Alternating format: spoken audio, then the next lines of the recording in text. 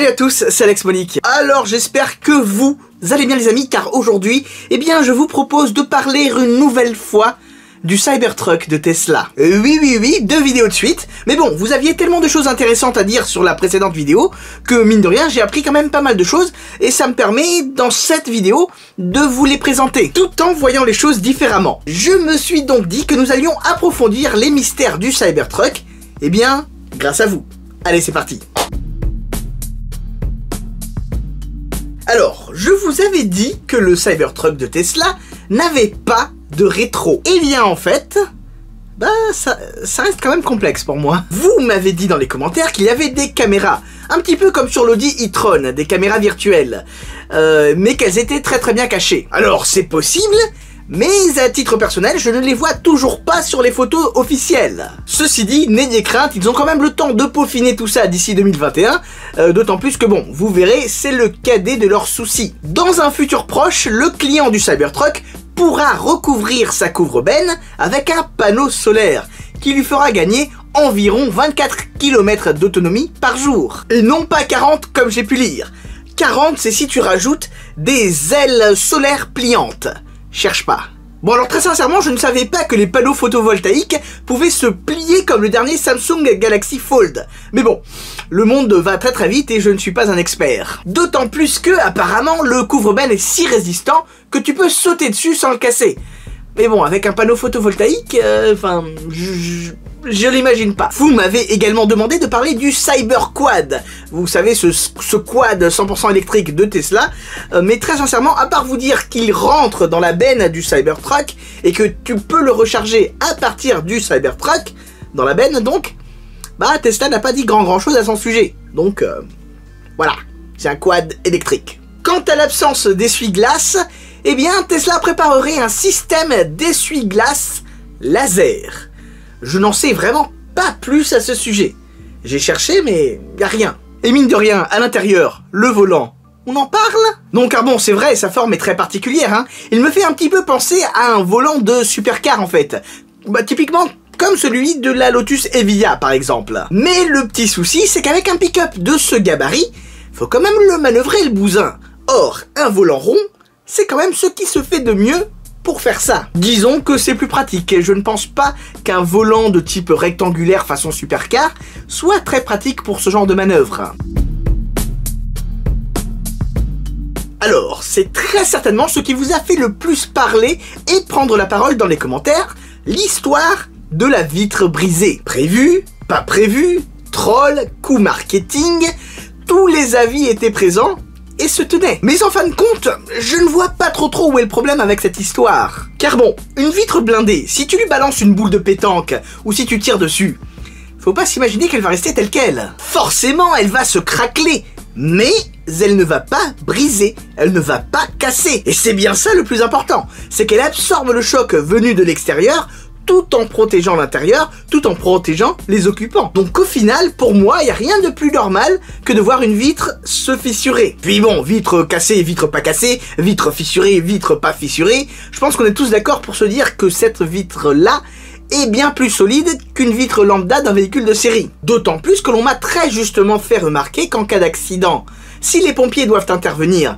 eh bien, certes, il faut une vitre qui résiste à une balle, mais il faut quand même pouvoir la casser, il faut quand même que les pompiers puissent la casser, la briser, pour en extraire les occupants, en cas de danger, en cas d'accident. Donc bon, une vitre qui ne casse pas, c'est quand même un petit problème de sécurité en un sens. Comme je vous avais dit, une explication potentielle était que le gros coup de massue avait fragilisé la portière et donc la vitre. Toutefois, vous m'avez fait remarquer que la seconde vitre brisée n'avait pas reçu de coup de massue sur la portière, elle. Donc oui, sincèrement, je sais pas. Mis à part vous dire que c'est tout l'exosquelette qui prend et qui est donc fragilisé, je sais pas. D'autant plus que cette explication de l'exosquelette fragilisé, c'est un petit peu l'explication d'Elon Musk. Et je ne vois pas quel intérêt il aurait à nous mentir sur un truc qui, sincèrement, est quand même assez secondaire. Mais le point le plus important que vous m'avez fait remarquer dans les commentaires, c'est que la carrosserie d'une auto doit pouvoir se déformer pour absorber le choc en cas de collision. Sinon, ce sont les passagers qui absorbent toute l'énergie cinétique. Et ça, c'est pas bon. Or, avec cet exosquelette ultra résistant, la carrosserie et le châssis. Et si la carrosserie ne peut pas se déformer, on va un petit peu à l'encontre de tout ça. Donc je pense quand même que tel quel, le Cybertruck de Tesla sera difficilement homologable. Malgré ses formes contre nature, est-ce que le Cybertruck de Tesla est-il aérodynamique?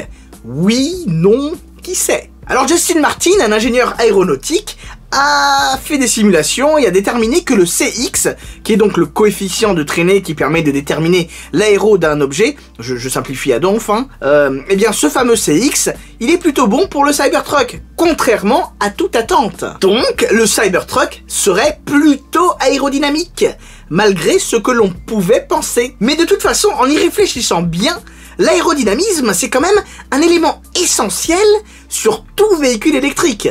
Pas que les Tesla. Le but étant de réduire les frottements de l'air au maximum pour augmenter l'autonomie du véhicule. Donc bon, j'ai quand même du mal à croire que les ingénieurs de Tesla, qui ont développé le Cybertruck et qui ont l'habitude de prouesses aérodynamiques sur le reste de la gamme, eh bien se soit dit, bon ben c'est un pick-up balèque. D'autant plus que, dans sa version 3 moteurs, le Cybertruck revendique quand même 800 km d'autonomie, ce qui est énorme.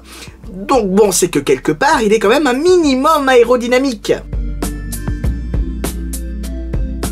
Alors le design, on peut tourner en rond, on y revient, on aime ou on n'aime pas. L'un d'entre vous a même fait remarquer que c'est un petit peu comme avec la McLaren Senna. Au début, on n'aime pas, mais avec le temps qui passe, on s'y fait. D'ailleurs, tout comme la McLaren Senna, le Cybertruck de Tesla répond au précepte Function over Form. L'efficacité prend le dessus sur la forme et le design. En tout cas, Tesla s'est fait une gigantesque campagne de pub, campagne marketing mondiale, car tout le monde parle du Cybertruck, moi y compris, et je surfe sur la vague.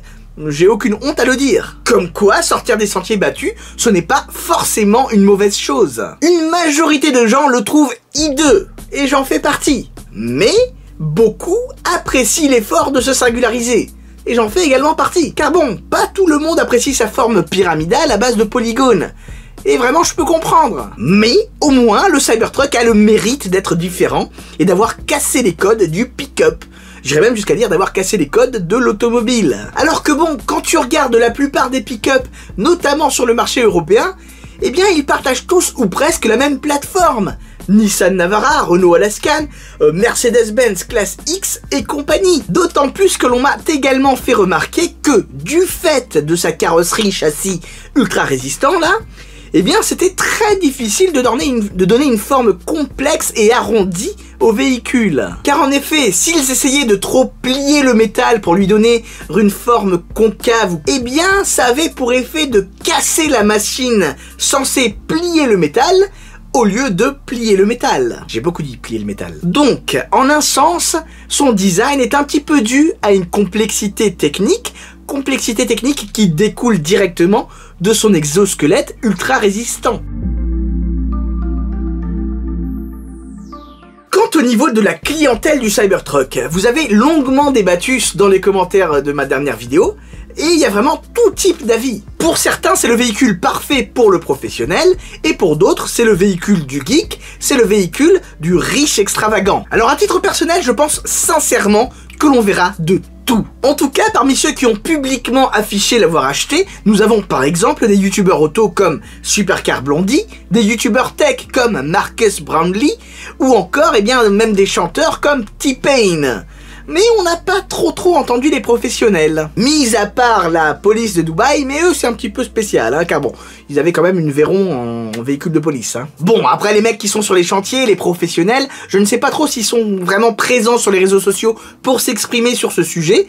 D'ailleurs, je ne saurais même pas où chercher leur voix en fait. Donc bon, le Cybertruck a une clientèle ultra polyvalente, presque autant que lui, puisqu'il peut convenir au mec qui veut juste un gros truck balèze pour le boulot, mais aussi à celui ou celle qui veut juste un véhicule qui sort de l'ordinaire, un véhicule moderne, un véhicule électrique, bref, il coche pas mal de cases quand même. Donc ça risque de brasser large et hétérogène dans la clientèle, je pense. Donc voilà, avec le temps, on aura de plus en plus d'informations sur ce pick-up, et peut-être que je vous en parlerai si c'est intéressant, si ça vaut la peine, vu à quel point il passionne. Et non, je n'ai toujours pas vu Le Mans 66 au cinéma. D'ailleurs, j'espère qu'il est toujours en salle. Manquerait plus que ça. Mais surtout les amis, ne l'oubliez pas, on n'a peut-être pas la même voiture, mais on a la même passion. Sur ce, je vous dis à très bientôt. Ciao ciao.